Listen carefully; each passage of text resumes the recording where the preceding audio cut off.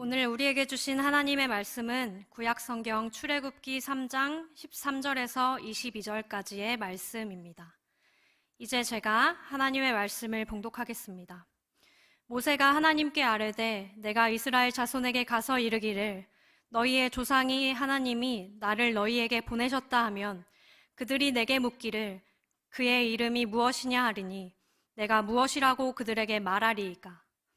하나님이 모세에게 이르시되 나는 스스로 있는 자이니라. 또 이르시되 너는 이스라엘 자손에게 이같이 이르기를 스스로 있는 자가 나를 너희에게 보내셨다 하라.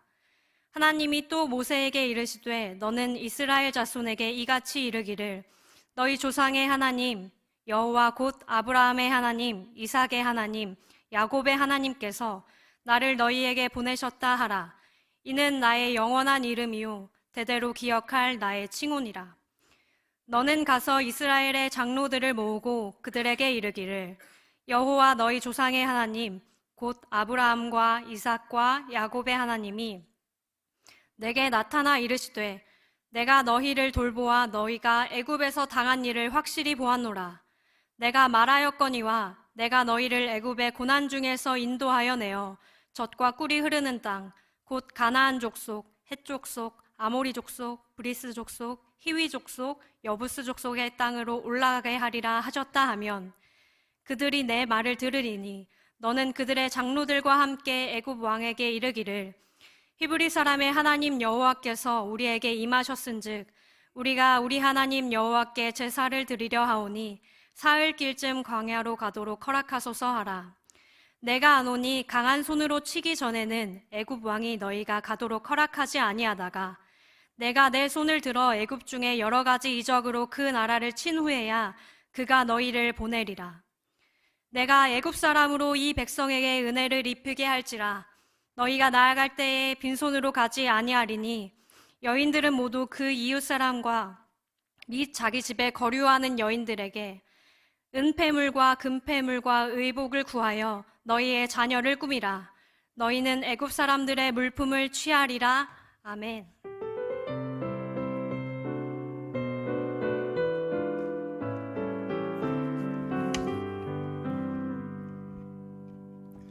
참 좋으신 주님의 평강이 청년부 예배를 드리시는 모든 분들에게 함께 하시기를 소망합니다. 오늘은 부활절 다섯째 주일입니다. 이제까지 부활 절기마다 매 주일마다 이름이 붙여져 있다고 말씀을 드렸는데 부활절 둘째 주일은 도마 주일이라고 불리는 날이었고요. 부활절 셋째 주일은 음식 주일로 불렸던 날이었고 부활절 넷째 주일은 선한 목자 주일로 불리는 날이라고 했습니다.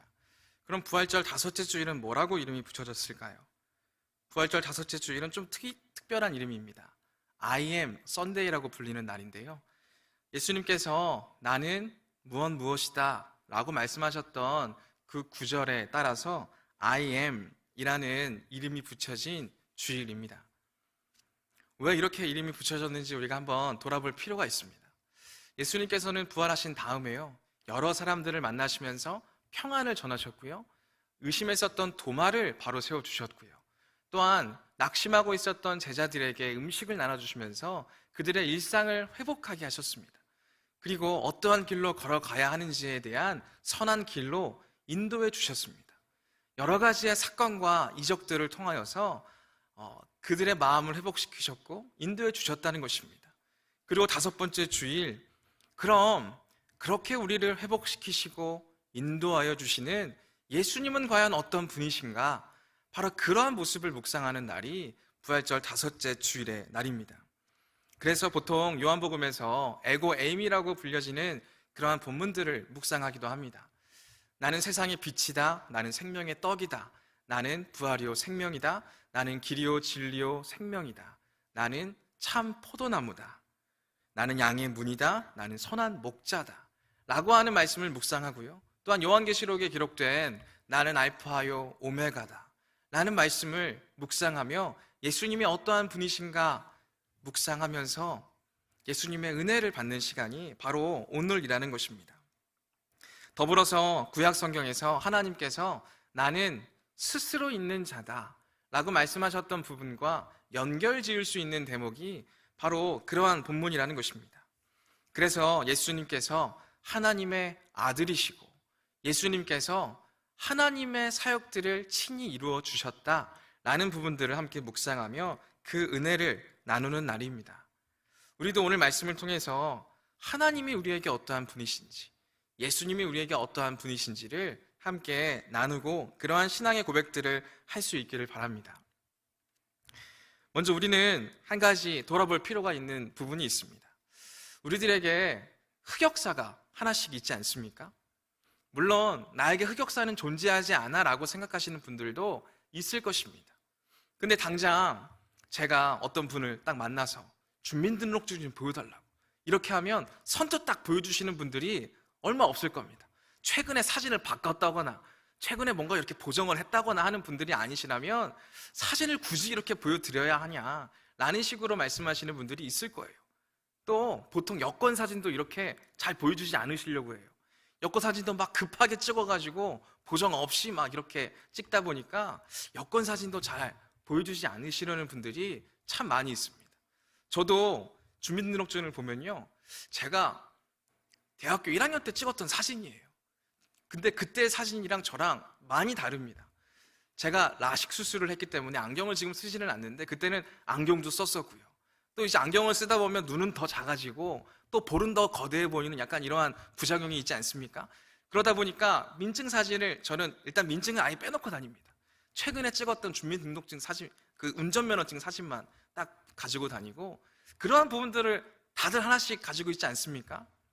특히나 SNS를 많이 하시는 분들이 참 많이 있을 텐데요. 예전에 싸이월드라는 게 있었어요. 지금은 많이 하시지 않는 그러한 SNS이긴 한데 제가 대학생 때만 해도요, 그게 엄청난 붐이었습니다. 저도 싸이월드를 참 열심히 했어요. 그래서 얼마 전에 싸이월드가 완전히 없어진다고 해서요, 야, 없어지기 전에 한번 구경이나 한번 해보자 라는 식으로 한 10년 만에 구경을 했던 적이 있어요. 그러면서 제가 적었던 글이고 제가 올렸던 사진인데도 얘는 왜 이런 걸 올렸대? 막 이러면서 막 제가 제 사진과 글들을 평가하게 되더라고요. 사진도 뭐 멀쩡한 사진들을 올리지 않았더라고요. 제가 막 학생 때 스승의 날 때 막 교수님의 오피스를 꾸미는데 밤 늦게 막 그걸 하느라 제가 책상에 엎드려서 잤던 적이 있는데 동기들이 막 자고 있는 제 얼굴에다가 덕지덕지 붙이고 막 제 입에는 막 딱풀을 이렇게 먹이려고 하는 그러한 사진을 찍어놓은 게 있었거든요. 근데 그걸 굳이 제 사진첩에다가 올려놨더라고요.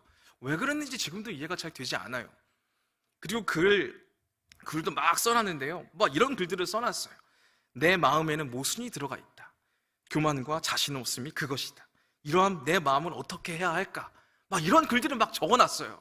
막 정체 모를 이러한 글들이 그런 막 뭔가 감성적이지만 감성적이라고 느끼기에는 괜히 막 오글거리는 그러한 글들을 꽤나 많이 적어놨더라고요. 그런 글들을 보면서 제 스스로 그런 질문을 했습니다. 누구냐 넌? 이런 질문들을 하면서 그러한 싸이월드의 내용들을 봤던 적이 있어요.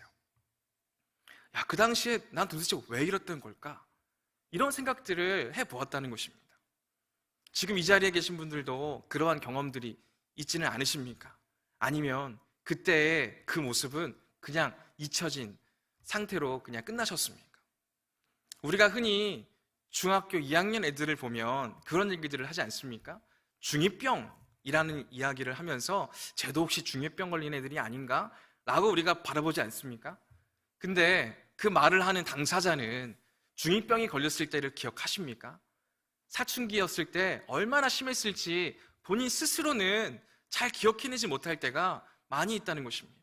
나도 분명히 저랬었는데, 나도 분명히 저 나이 때는 저런 생각을 했었고 어른들을 이해하지 못하고 또 이해받지 못하는 그러한 상황들을 경험했을 텐데 우리는 그러한 시기를 그냥 지나간 걸로 생각할 때가 참 많이 있다는 것이죠. 그러다가 그때의 흔적들을 발견해놓고는 야, 이거 정말 내가 한 게 맞을까? 라는 식으로 생각하게 될 때가 참 많이 있다는 것입니다. 지금 우리들은 그런 생각들은 하지 않죠. 지금 우리들은요, 그때 가졌던 생각들을 이해하지 못해요. 근데 반대로 생각하면요, 그때 그 당시에 우리가 그러한 생각들을 했었기 때문에요, 지금에 와서는 그러한 생각들을 하지 않는 것이라고 생각해 보시지는 않았습니까? 그 당시에 치열하게 고민했고 치열하게 싸웠기 때문에 지금에 와서는 그러한 질문들이나 그러한 의문들이 들지 않는 것은 아닌가라는 것입니다. 그때 당시에 내가 이해하지 못했던 나의 모습이 있었기 때문에요, 지금의 그러한 것들에 흔들리지 않는 우리의 모습이 되지는 않았는가. 우리는 그 모습을 떠올릴 수 있어야 한다는 것입니다. 우리들의 흑역사는요, 지금 우리들을 만들어 갔던 하나의 역사이다라는 것이죠. 그것을 거부하고 그것을 지우고 싶다 하더라도요, 그 모습이 있었기 때문에 지금 우리들이 있다라는 것을 우리는 기억해낼 수 있어야 한다는 것이죠. 그런데 그거 아십니까? 하나님도 그러한 모습들이 있었다는 것이죠. 실제로 그 많은 기독교인들이요, 구약에서의 하나님의 모습을 받아들이지 못했어요. 신약에서의 예수님을 통해서 나타나셨던 하나님의 사역들, 그런 모습들을 보면 정말 사랑이 많으시다, 신실하시다, 은혜가 너무나 넘친다 라는 말들을 합니다. 근데 구약의 하나님을 보면요, 질투하시고 분노하시고 멸하시고 치시고 버리시고 망하게 하시고 이러한 모습들이 너무나 많이 나온다는 거예요. 그래서 정말 한 단체에서는요, 구약에서의 하나님은 하나님이 아니시다, 하나님의 흑역사일 뿐이다 라고 치부해버리는 그러한 단체들도 있었어요. 물론 그 단체는 이단으로 정죄되었습니다. 근데 이처럼 하나님의 모습에 대해서 구약과 신약의 온도차가 너무나 크다라는 것입니다. 그러한 온도차를 느끼면서 구약을 우리는 너무나 멀리하게 될 때가 참 많이 있다는 것입니다. 근데 구약에서의 하나님의 모습이 있었기 때문에 신약에서의 예수 그리스도를 통해 나타나시는 하나님의 사랑이 완성되어 우리에게 비춰질 수 있었다는 사실을 우리는 잊어서는 안 된다는 것입니다. 그렇기 때문에 우리가 신약만 믿는 게 아니고요, 구약과 신약을 함께 바라보면서 하나님을 향한 신앙의 고백을 하고 있다는 것을 우리가 알 수 있어야 한다는 것입니다. 그러면서 오늘 본문 말씀에서 하나님께서 본인 스스로를 어떻게 말씀하시는가를 우리가 보게 됩니다. 오늘 하나님께서 모세에게 나는 스스로 있는 자다 라고 말씀하고 계신다는 것이죠. 이 맥락이 어디서 나왔냐면요, 모세가 하나님의 부르심을 받았습니다. 지금 저기 애굽 땅에 울부짖고 있는 그 이스라엘 백성들을 내가 구원해내기 위해서 너를 보내겠다라고 지금 모세를 부르신 거예요. 그래서 모세가 알겠어요, 그럼 내가 그러한 일을 해야 되는 건 알겠습니다.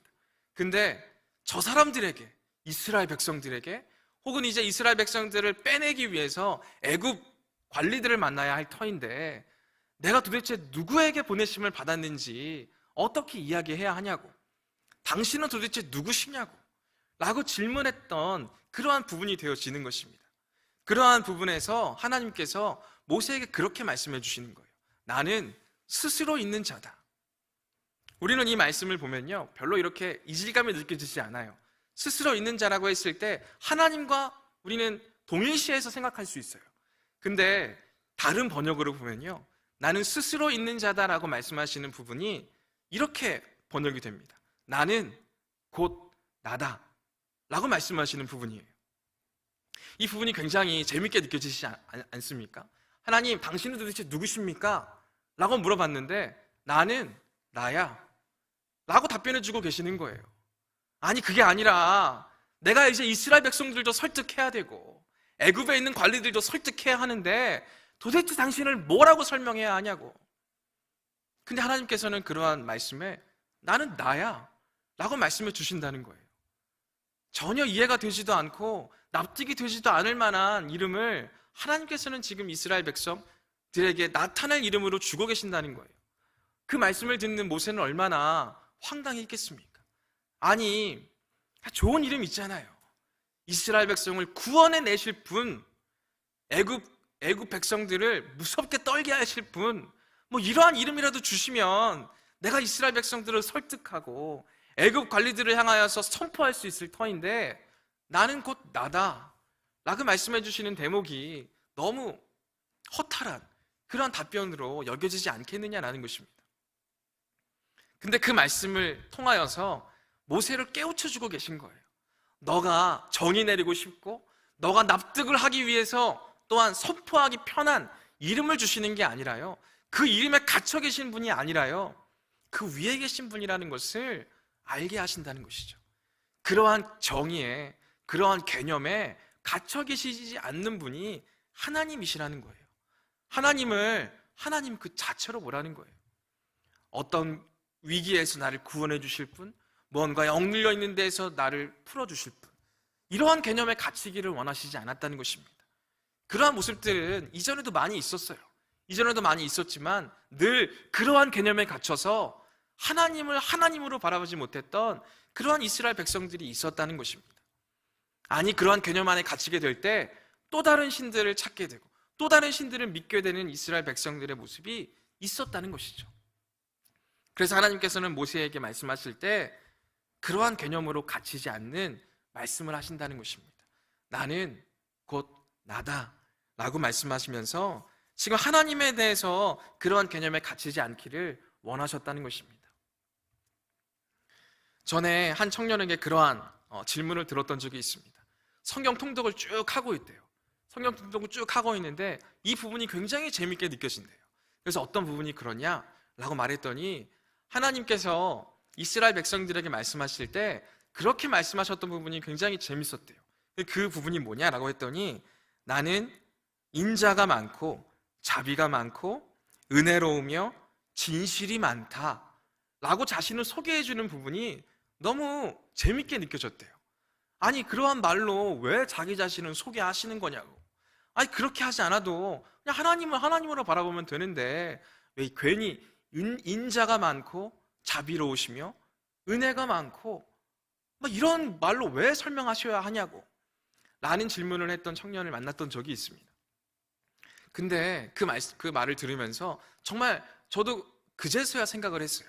하나님을 하나님으로 우리가 바라보고 하나님만을 우리가 인식하면 되는데 우리가 너무 하나님을 모르기 때문에 하나님께서 우리에게 자기 자신을 또 풀어서 설명해 주시는 것은 아닐까라는 생각을 해보았다는 것입니다. 우리가 하나님을 하나님으로 바라봐야 하는데 우리가 하나님을 바라보려고 할 때 그러한 조목조목들을 찾으려고 하기 때문에 하나님께서 굳이 또 자기 자신에 대해서 우리에게 알려주시는구나 라는 생각을 해볼 수 있었다는 것이죠.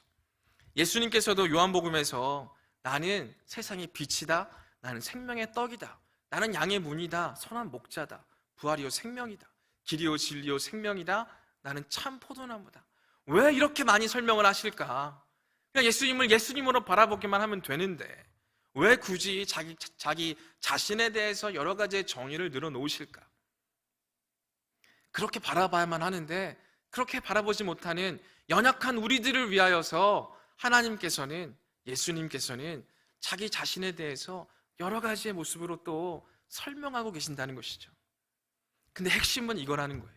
하나님을 하나님으로 바라볼 수 있어야 한다는 거예요.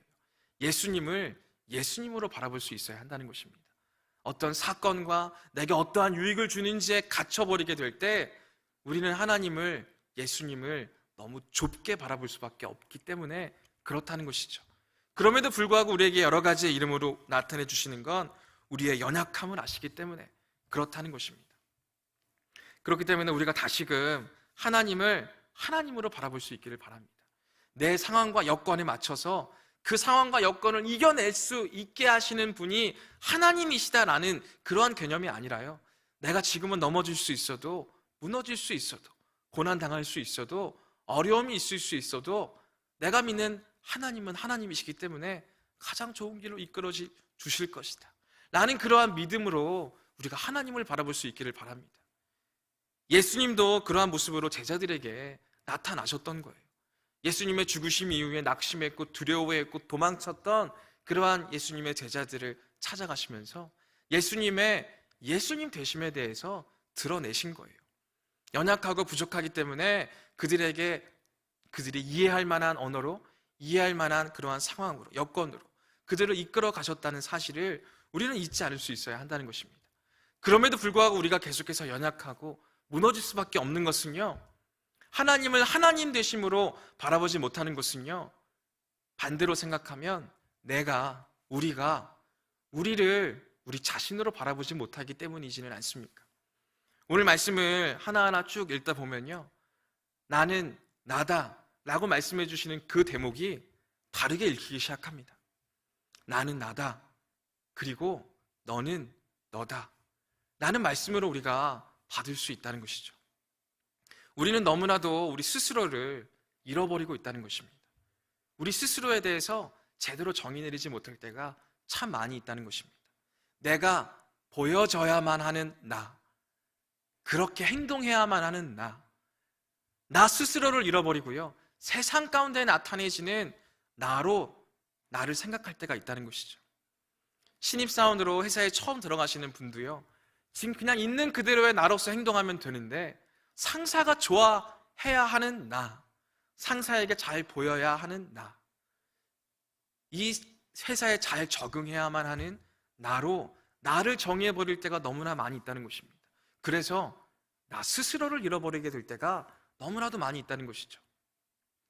군대에서도 그러한 모습들을 정말 많이 경험하게 될 때가 있습니다. 군대에 들어가면요, 말투부터 바뀌어야 돼요. 다 따로 이야기해야 합니다. 그러다 보면 자꾸만 세상에서 내가 얘기했던 방식대로 얘기하려고 하는 예전의 모습에 내가 튀어나오게 될 때가 있거든요. 그럼 상사에게 또한 조교에게 굉장히 혼나게 되는 거죠. 세상에서의 너는 버려라. 세상에서의 너는 너가 아니다. 여기에서의 너가 진짜 너다 라는 식으로 강요받거든요. 그러한 식으로 우리는 세상에서 수많은 자리에서의 내가 있지 않습니까? 그러다 보니 내가 어떤 나이지? 내가 정말 어떤 사람이지? 그러한 모습들을 우리가 잃어버리게 될 때가 참 많이 있다는 것이죠. 예전에 스카이캐슬이라고 하는 드라마가 굉장히 큰 인기를 얻었습니다. 저는 그 드라마를 보지는 않았지만 그 드라마를 보다 보면 그 뉴스에서 나오게 되는 그런 모습들을 읽다 보면 어떤 드라마인지는 알겠어요. 그 드라마에서 나타나는 학생들이 세상에서 성공해야만 하는 나를 나로 여기면서 생활하고 있지는 않습니까? 그렇게 행동해야 하고, 그렇게 배워야 하고, 그렇게 성공해서 대학교에 들어가야 하고, 대학교에 들어가서도 좋은 직장을 얻어야 하는 나를 나로 생각하고 있지는 않느냐라는 것이죠. 그렇게 행동을 하다 보면요, 내가 원했던 기준에 서 있지 못하고 내가 원하는 대학에 들어가지 못하게 될 때 무너져 버리게 되는 나의 모습을 발견할 수 있다는 것입니다.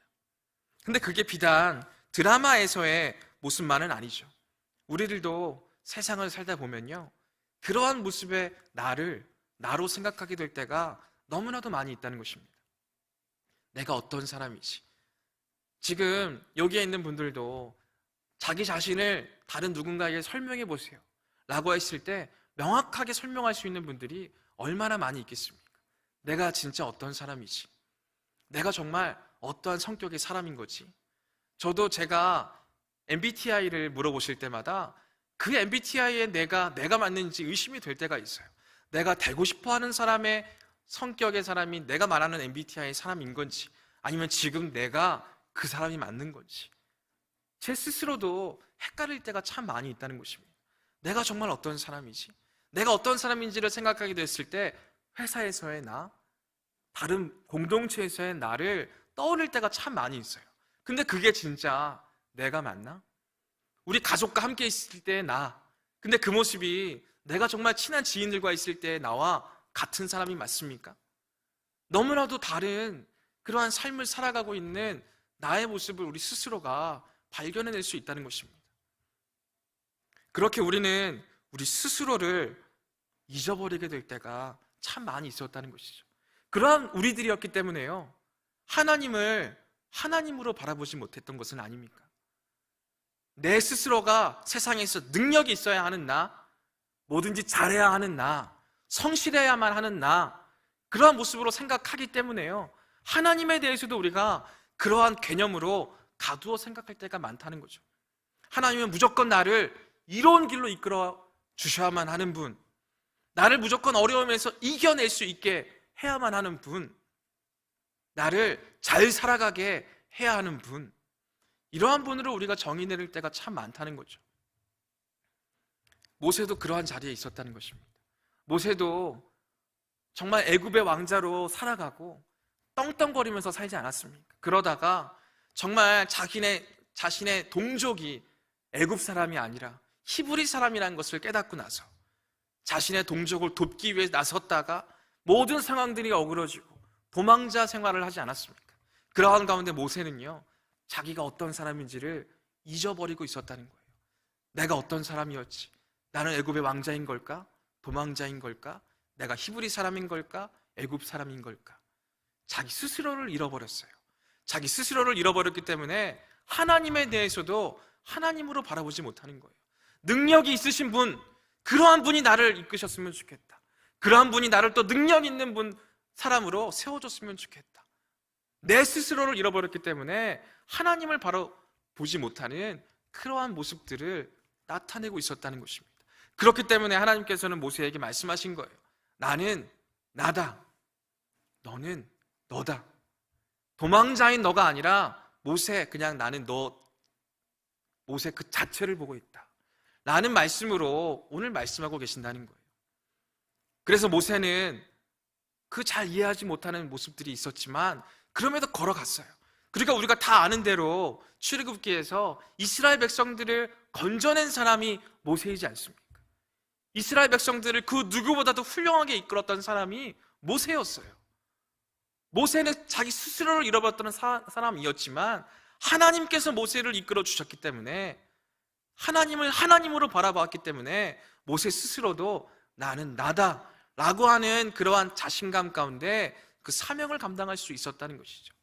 내 스스로를 다른 미사여구가 붙어있는 자기 자신으로 본 게 아니라 그냥 있는 그대로의 나를 바라보기 시작했을 때 하나님을 있는 그대로의 하나님으로 인정하고 믿을 수 있었다는 것입니다. 이러한 모습이 우리의 모습이 되어야 하지 않겠습니까? 우리들의 모습은 어떻습니까? 하나님, 도대체 하나님은 어떤 분이십니까? 하나님, 지금 내가 너무나 어려운 상황 가운데 있는데 왜 나에게 해결책을 알려주시지 않습니까? 왜 나에게 계속 힘든 일만 주시는 것입니까? 라는 식으로 생각하면서 하나님이 어떠한 분이신지 점점 자신감을 잃어가고 계십니까? 그리고 동시에 나는 그럼 어떤 사람인 것입니까? 내가 지금 죄를 많이 지어서 그런 것입니까? 죄를 많이 지어서 내가 하나님의 인도하심을 받지 못하는 것입니까? 내 스스로를 있는 그대로 보지 못하고 죄가 있는 나, 실수는 많이 하는 나, 능력이 있어 보여야만 하는 나, 그러한 모습으로 내 스스로를 잃어가고 계십니까? 하나님은 우리에게 있는 그대로의 나를 바라보기를 원하십니다.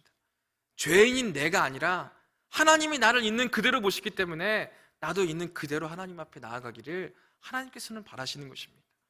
세상에 있는 나의 모습으로 내가 하나님께 나오기를 바라시는 게 아니고 있는 그대로, 연약한 모습 그대로, 부족한 모습 그대로 하나님을 찾는 그 모습을 원하시는 거예요. 그리고 그 모습을 통해서 하나님께서는 있는 그대로의 하나님을 보여주실 것입니다. 무조건적으로 나에게 잘해주시는 하나님만을 비춰주시지 않고요, 힘들고 어려움 가운데 나와 함께 하시는 하나님을 우리에게 보여주실 것입니다. 하나님께서 우리에게 있는 그대로의 나를 인정하게 될 때 있는 그대로의 하나님을 바라볼 수 있을 것이라고 우리에게 오늘 말씀을 통해서 말씀해 주신다는 것이죠. 그 사실을 분명하게 인정하고 신뢰하고 나아갈 수 있는 우리가 될 수 있기를 소망합니다. 70년대, 80년대 한국교회가 크게 성장했습니다. 크게 성장했던 그들의 믿음이 어디에 있었을까요? 어떤 모습이 있었을까요? 우리들이 흔히 비난하는 기복신앙의 모습이 그들의 신앙의 모습이었습니다. 하나님에 대해서 복 주시는 하나님, 그 하나만을 믿고 걸어갔던 사람들이 기성교회의 신자들이었습니다. 지금도 그러한 얘기를 할 때마다 우리들은 지금 막 믿기 시작했던 수많은 사람들은요, 기복신앙에 대해서 아직도 이야기하는 사람들을 바라보면서요, 그렇게 믿는 거 아니라고, 그렇게 믿는 거 아니고 이렇게 믿어야 된다고, 저렇게 믿어야 된다고. 우리는 믿음의 넓이와 믿음의 범위는 참 넓어졌어요. 근데 믿음의 깊이는 너무나 얕아졌어요. 하나님이 어떠한 분이시지? 이렇게 믿어야 하고 이렇게 받아들여야 하고 이렇게 걸어가야 하는 건데 지식은 많아졌습니다. 하지만 70년대, 80년대에 수많은 그리스도인들이 가졌던 그 믿음의 깊이는 우리는 갖지 못한 상태이지는 않습니까? 그때는 하나님에 대해서 딱 한 가지만 바라보고 달려갔어요. 복 주시는 하나님. 근데 복 주시는 하나님을 고백하면서요, 그들은 복된 자리에 있지 않았습니다. 힘들고 어려운 자리에 있었어요. 힘들고 어려운 자리에서도요, 그들은 복 주시는 하나님에 대한 그 신실하신 하나님을 굳게 붙잡고 걸어갔다는 것이죠. 굳게 붙잡고 걸어가게 되었을 때요, 우리가 경험하지 못하는 부흥을 경험했던 세대가 바로 그 세대라는 것입니다. 근데 지금은 너무나도 많은 하나님의 정의, 너무나도 많은 하나님을 향한 믿음의 범위를 갖고 있지만 그 깊이를 갖고 있지 못한 우리들의 모습이 있다는 것입니다. 하나님을 하나님으로 바라보는 믿음이 그 당시에 있었던 믿음의 사람들은 가지고 있었다는 거예요. 하지만 우리들은 너무나도 다양한 하나님의 범위를 만들어 놓고 그 하나도 잡지 못하는 믿음의 모습들을 가지고 있다는 것이죠. 그러한 우리들에게 하나님께서 우리에게 말씀해 주시는 것입니다.